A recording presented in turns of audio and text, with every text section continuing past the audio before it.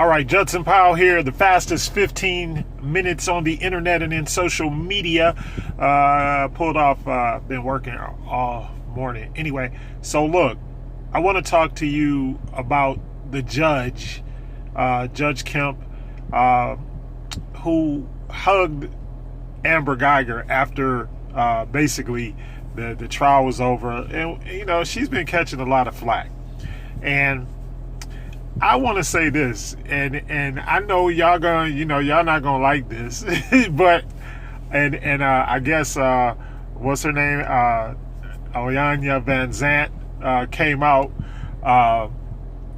in support of her, and maybe not for the same reasons that I supported, but I don't think that there was anything wrong with that, and here's why. Basically, it was already over. The girl was going to jail. The girl's going to jail. She's gonna go to jail, and you know she not. And the other thing is, it's not the judge's purview to decide anyway. She didn't really decide it. The jury decided the punishment. All right. And then on top of that is what I said on another video when I was talking about the fact that these people know each other. All right. These officers and all of that, they go in and out of courtrooms all the time. So they know each other. She's seen Amber Geiger before, and they sat there, and you got to understand, trials sometimes are very emotional. You know, you're talking about, Botham Jean was murdered. This was a murder. And like I said, y'all think about it. This was a crime of passion. These people knew each other. These people had a intimate relationship. All right. So don't act like people are not human. Okay. My second thing is that y'all got to look, the judge, she's black. Okay. That, like years ago, that was unheard of. You got a black judge, and a black victim placing a white person in jail.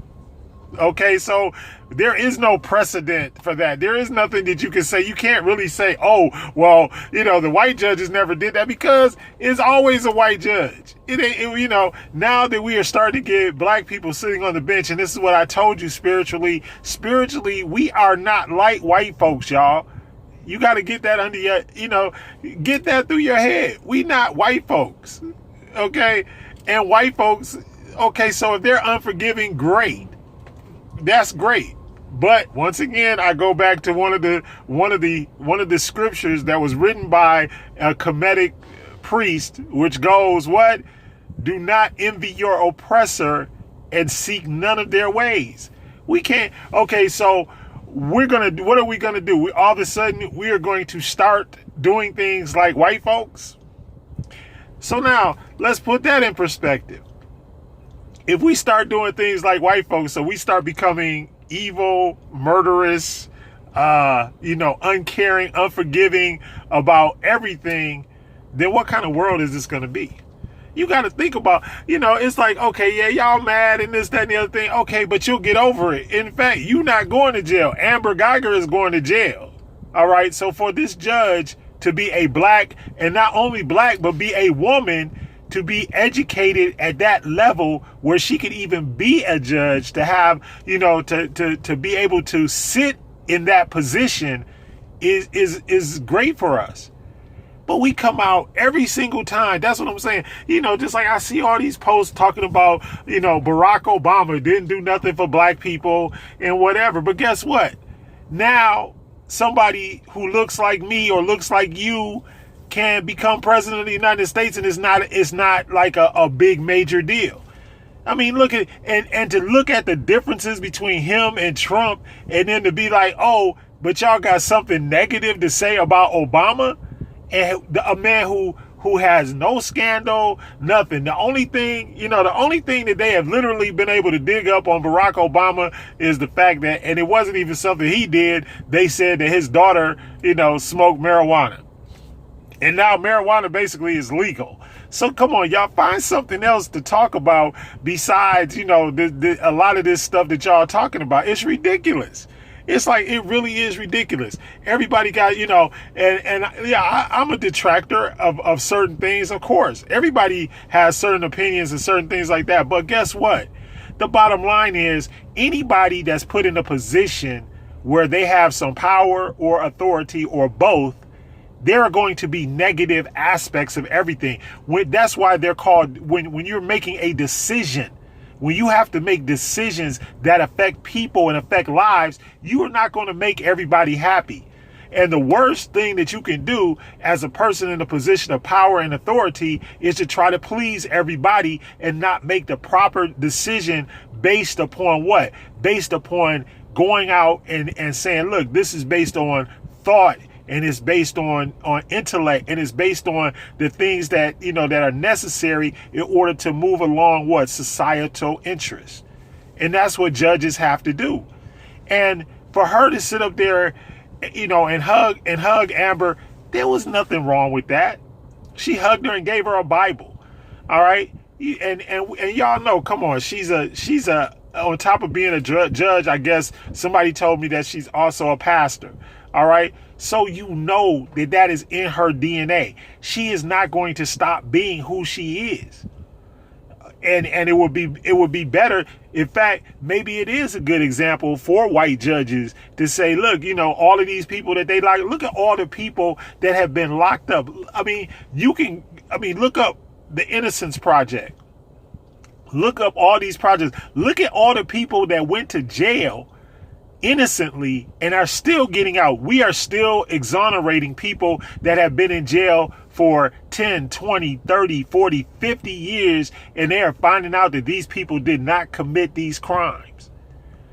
All right? So don't get this whole thing twisted by trying to throw shade on this judge. She didn't do anything. She did her job. And when she came off the bench and hugged the defendant, so what?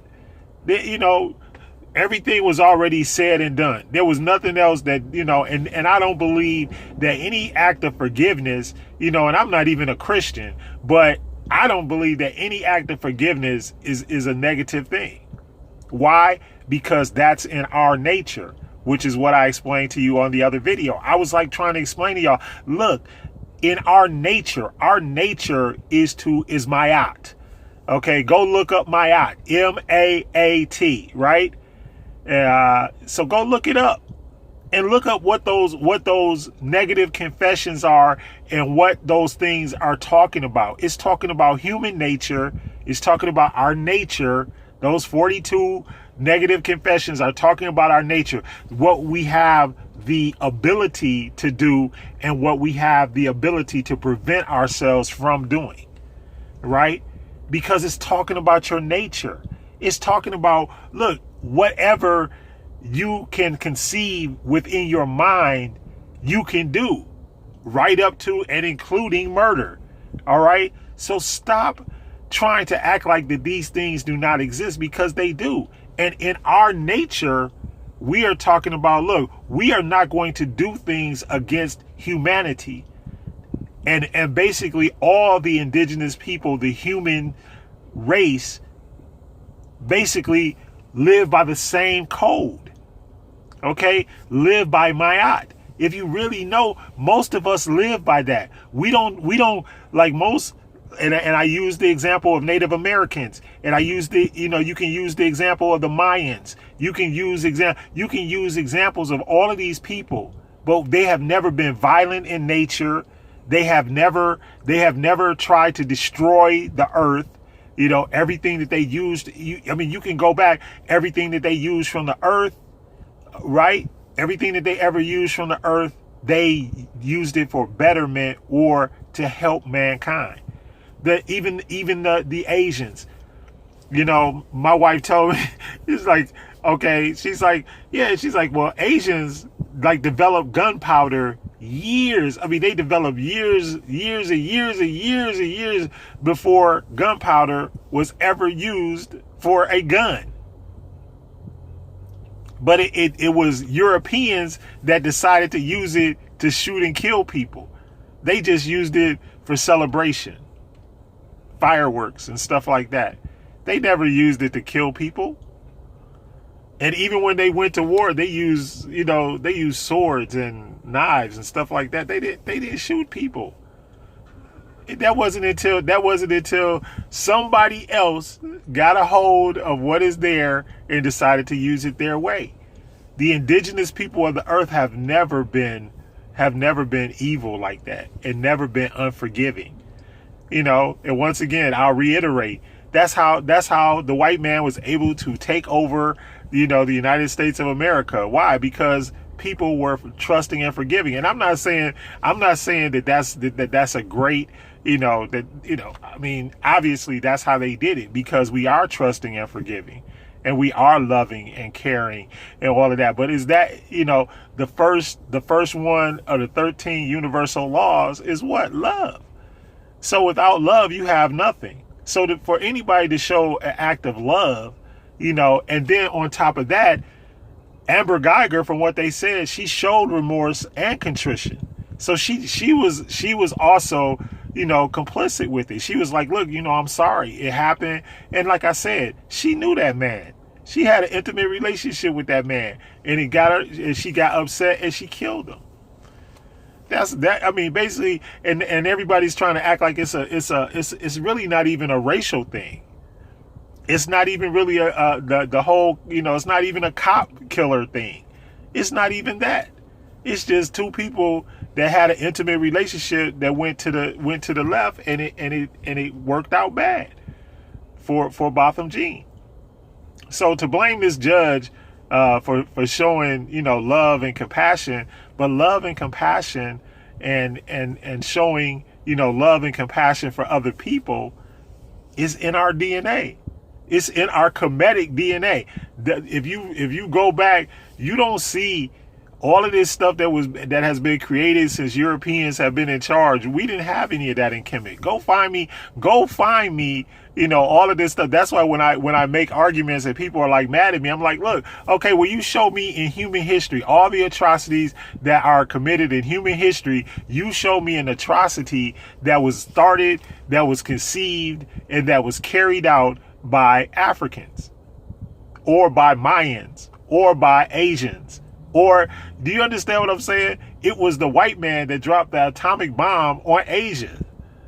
It wasn't the Asians. The Asians came back and and attacked Pearl Harbor. They attacked Pearl Harbor, but they were retaliating for being attacked, which is what history will never show you. The Indians portrayed as savages. Why? Because what? Because that was the way the propaganda rolled. Oh, they're savages. They're evil.